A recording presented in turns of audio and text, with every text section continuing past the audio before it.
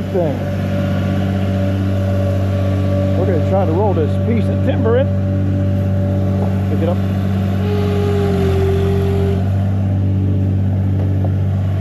You're good. Watch yourself. Yeah, that could get dangerous. Wow.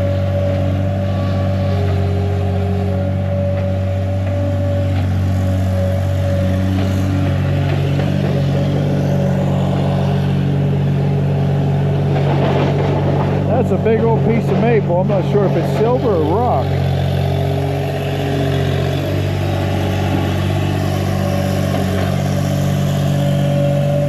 Yeah, that'll be a lot of fun to deal with.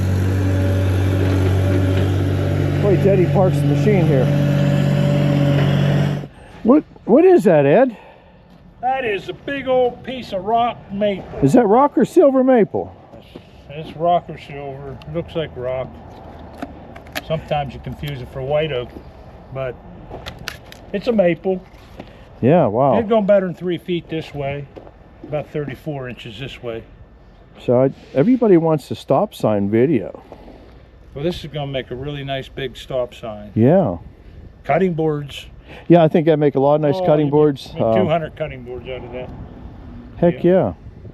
But yeah, we're just putzing around here, cleaning up.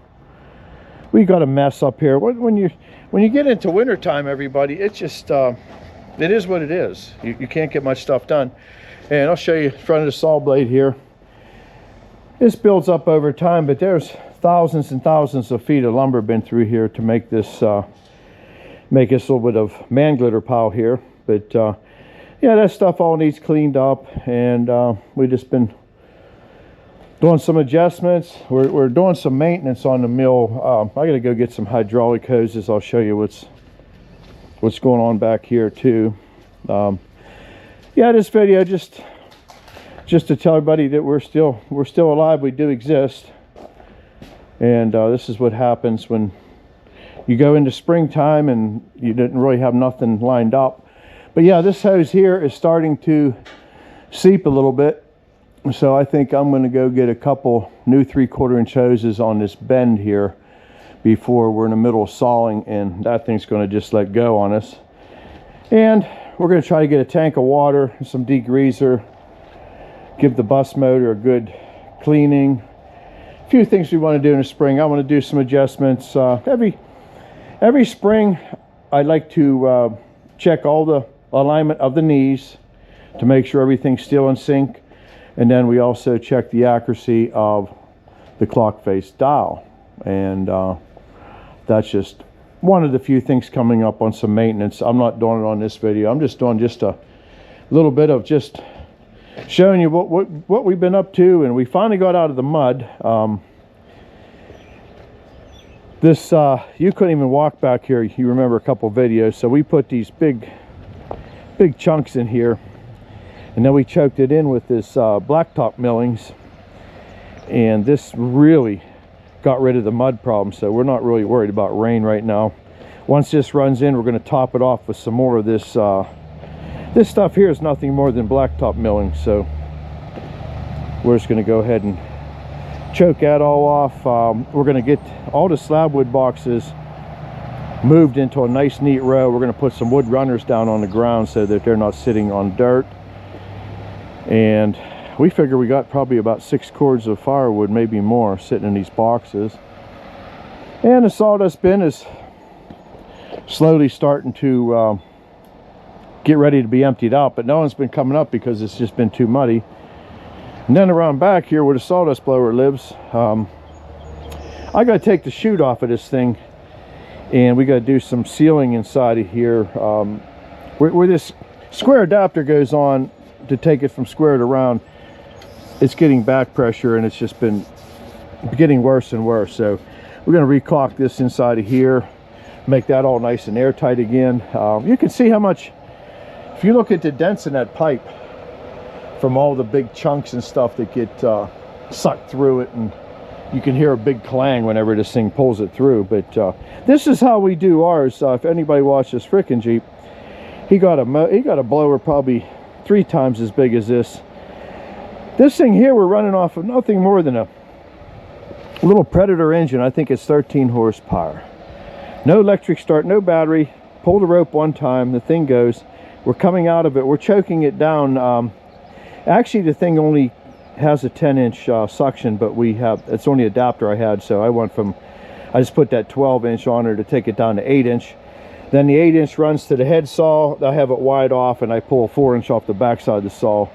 And believe me, that's all you need on it. You don't need too much more than that.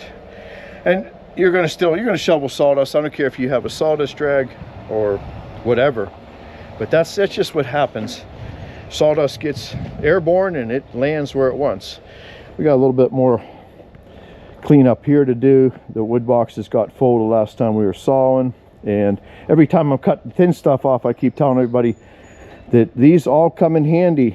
These will go on top of the wood boxes to hold the tarps down, so none of this stuff goes to waste. So the shim cuts don't bother me. This is excellent kindling wood here. You couldn't get any better kindling than that. We got a little bit of cleanup to do underneath the edge or two. We don't have no electricity to run a sawdust blower for this, so we just shovel it out. It's in tubs. And no, we're not gonna run a pipe over from the other sawdust blower. Everybody's been saying, please. No, it don't have the suction. There's no way it would ever work, so we're not going to do that neither. And what's Eddie got going? Anything new on your side of the world? No. Stacking lumber. Yeah, Eddie's he's breaking down some lumber packs. This was that pine we saw the other day, and we think we have a home for it.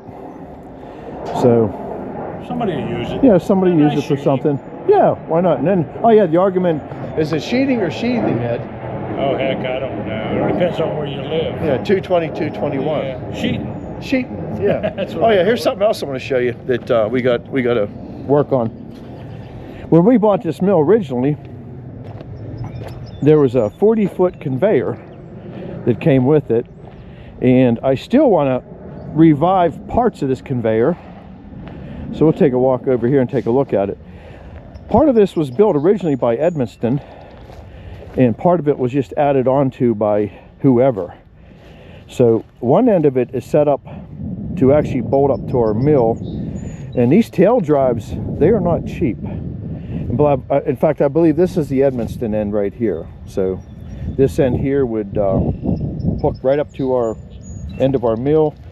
And then also it has the slanted piece of metal to go underneath of it to flip the boards down. So we're going to definitely put that all back together. So we're going to cut it back off where it's cut off here, and then down the other end where they extended all this. We don't need a conveyor this long. So this thing's been just floating around up here for a long time.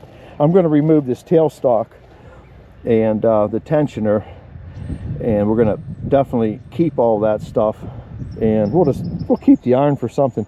But I don't know if this thing, how would you warp something like that? It almost looks like it was in a fire, but I don't believe so.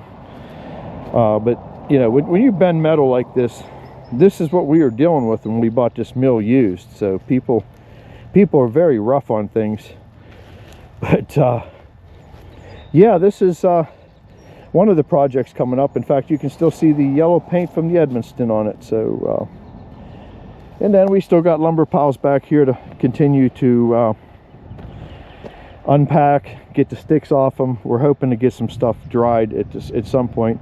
We want to continue filling in behind here all the way over to them pine trees to get us some more usable land up here, because it's kind of valuable land that we could use right now. So anyhow, I just want to say hi to everybody, and weather's starting to get better. We're going to be back, hopefully getting the mill fired up and doing a lot more sawing here in the future. But it's just every weekend it turns into a big rain event or snow event or too cold. But I think we're at I think it's the 5th of March right now, so we're getting close. Okay, hey, thanks for coming along, and go over and say bye to Eddie, and well, we'll catch you when we'll wrestle that big old maple. We'll figure out. That'd make a nice. We'll figure out if it's soft or hard maple.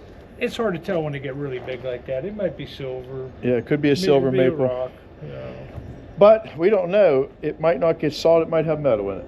You just So- never know. But if it has metal in it, we're going to saw it this way. Yeah. Then we can turn it into firewood. So, hey, thanks for coming along, and just want to keep you posted on what's been going on. So we'll catch you on the next one. Thank you. All right. Bye.